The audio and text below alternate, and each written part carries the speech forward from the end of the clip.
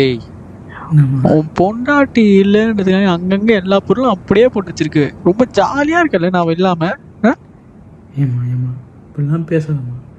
என்னைக்காச்சும் கல்யாணத்துக்கு முன்னாடி இந்த மாதிரி வேலைலாம் செஞ்சுருக்கேன்.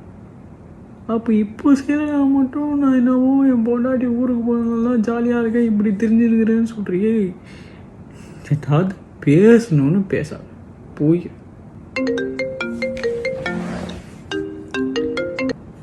ஹலோ, சொல்லுத.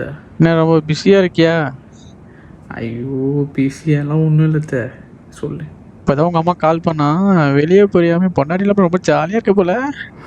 கடவுளே, ஏன் இப்படி ஆளாள் செய்கிறீங்க?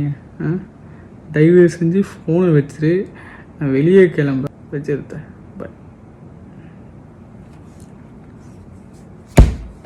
என்ன ஹரிஷ், வெளியே கிளம்பிட்டியா?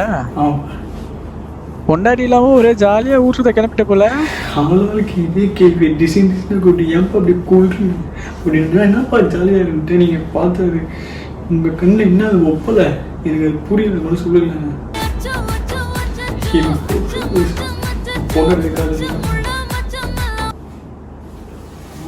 வேலையா இருக்கியாடா? ஃபோன் அடிக்க எவ்வளோ நேரம்? அதெல்லாம் ஒன்றும் இல்லைம்மா, சொல்லுமா நீ சொல்லு. நான் இல்லாம உங்க ஃபேமிலியோட ஒரு என்ஜாய்மெண்ட்டாக இருக்க போல. உங்க மனுஷன் சந்தோஷமா இருக்கக்கூடாது அப்படித்தானே?